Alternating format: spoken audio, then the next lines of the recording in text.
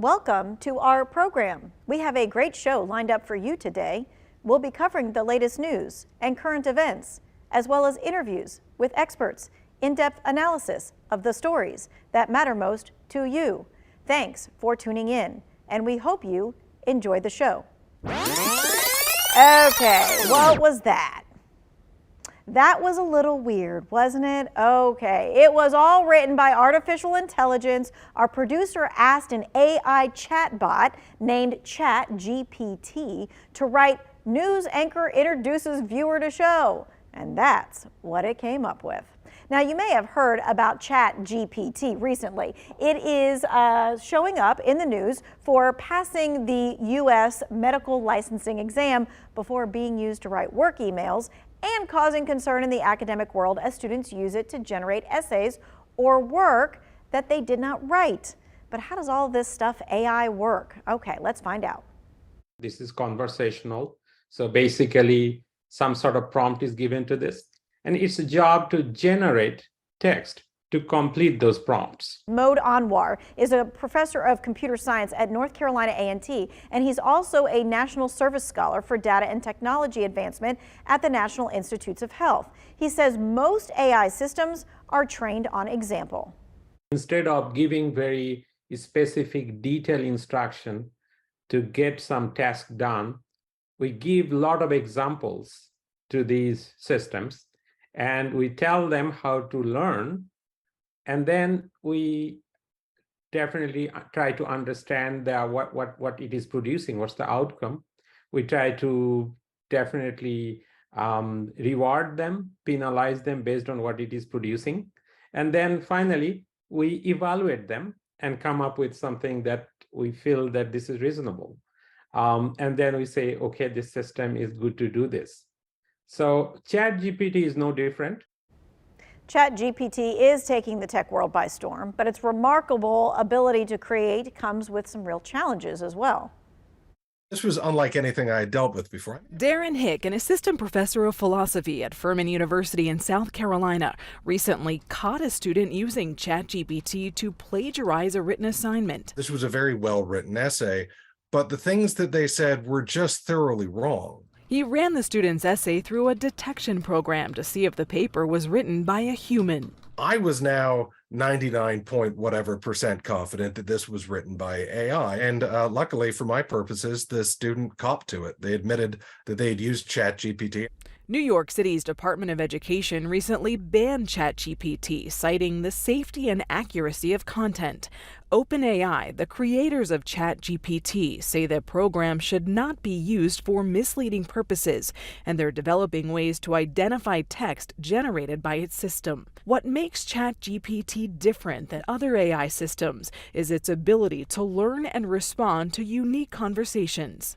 I'm going to ask ChatGPT to write me a 300-word essay on the impact of technology's evolution on society. In less than a minute, I had my 300-word essay written entirely by artificial intelligence.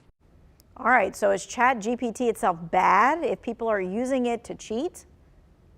Anything you can think of that you would like to misuse this, it can be used that for. But the intention of this technology is not to help someone to misuse it. If something is readily available, there is high risk of being misused readily.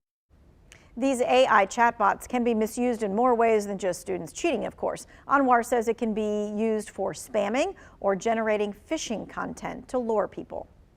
If we can anticipate that this can be misused, we can build within it some sort of safeguard, some sort of countermeasure so that this misuse cannot happen. And there are people already creating technology to help catch that ChatGPT misuse. I absolutely think humans deserve to know the truth.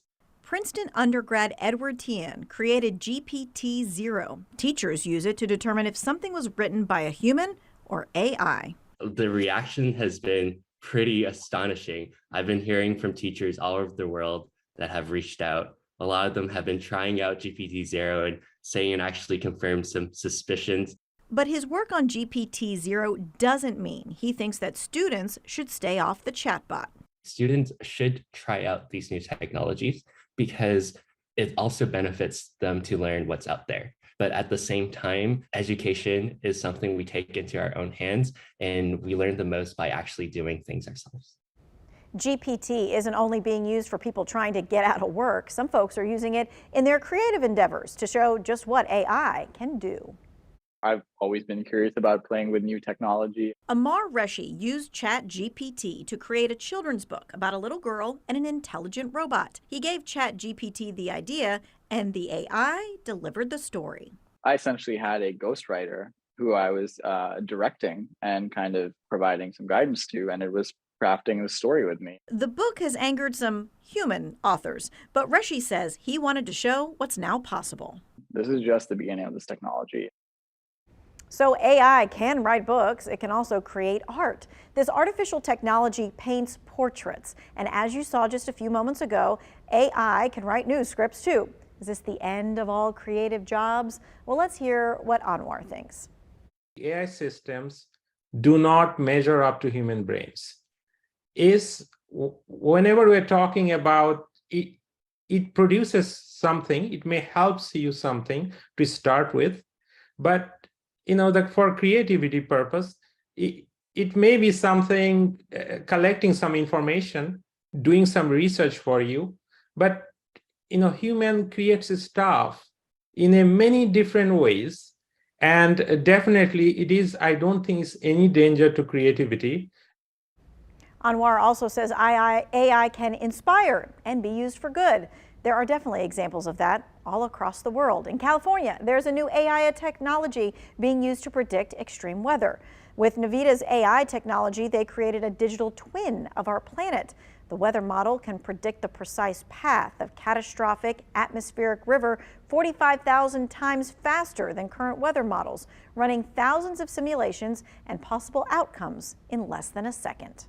Weather and climate and dealing with climate change, mitigating that is one of the biggest challenges we see today. And so I'm just every day, when I get up and I remember what I'm doing, that continues to drive me and inspire me. In England, artificial intelligence is being used in construction projects. A 360-degree camera captures every inch of the site using AI to compare the images to the building's blueprints. This tool is about giving them the information to make the right decisions.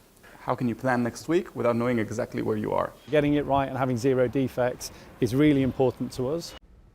All right, look at this. AI-powered smart glasses can put up subtitles. It can translate 9 different languages in real time and helps people with hearing loss keep up with conversations. Bottom line here, you shouldn't fear new technology, but you do need to know all of its capabilities. We need to be understanding the tool and be careful about, and the rest is, I don't see that this AI technologies is going to put us in any danger or anything. Rather, it would help us a lot.